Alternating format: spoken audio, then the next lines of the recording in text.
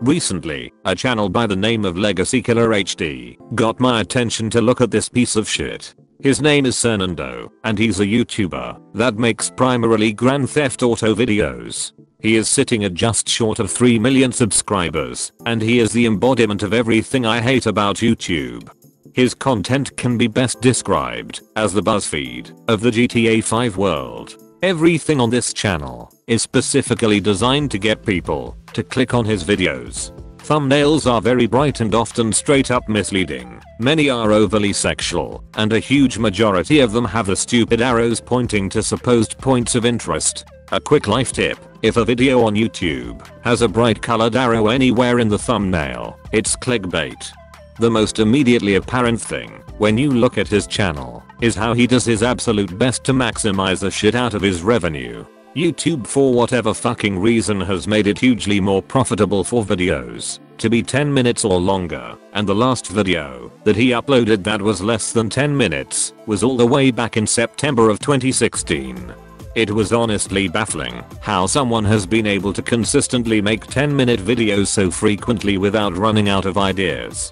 That was until I started watching more of his videos. The method to make these videos is quite straightforward. You simply make a good quality video, then fill it with as much bullshit as humanly fucking possible. It will usually start out with around 40 seconds of introduction and a reminder to like, comment and subscribe, before taking around another 4 or 5 minutes to explain what he's about to do, why you should do it, and what not to do. He will then provide anywhere from 1 to 2 minutes of stretched out content before finally retelling what he has just been talking about until he can meet the 10-minute deadline.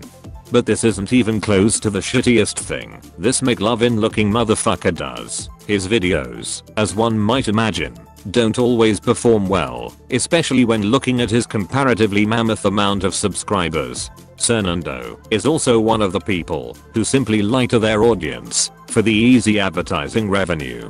Videos like this one, where he claims to play Grand Theft Auto 6 early, may be obviously clickbait to many, but that didn't stop him from generating 4 million views and giving him an absolute license to print money. But it wasn't the end of this bullshit, as he went out and did the exact same fucking thing more times than you'd even think was possible. In fact, his playlist for a game that hasn't even been announced is almost as big as the amount of videos I've released since I've started uploading on YouTube.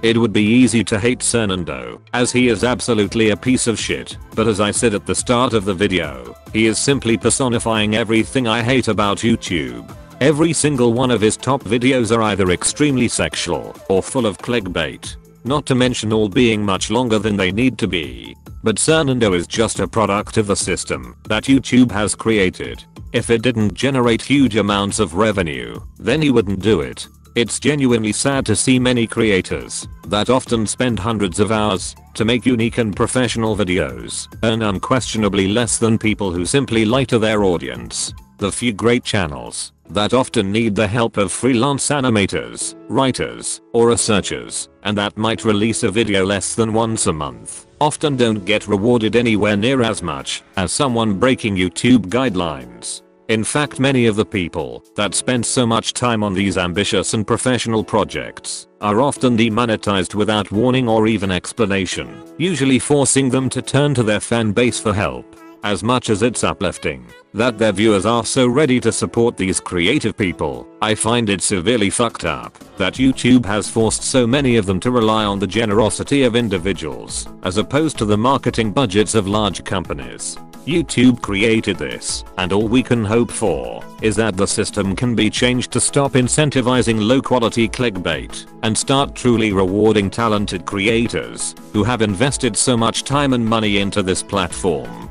The type of system that YouTube has created seems to somewhat mirror the trends that have been wearing down the gaming industry over the last few years. Microtransactions are something that seems to be harmless on the surface. However, when you consider that game publishers are now making games more grindy in order to increase the attractiveness of these systems, you begin to realize that the experience has been designed to be worse, as it is more profitable to provide a less enjoyable experience. YouTube has done the same thing with their videos. If creators can make twice the revenue with a 10-minute video than they can with a 4-minute video, then they have every reason to stretch out their own content far longer than it needs to be in order to make more money. I've always held the mentality that I'd rather make an amazing 3-minute video as opposed to an average 10-minute video. However, it's truly disheartening to know that simply adding filler and using clickbait titles are incentivized over creating the most entertaining video possible.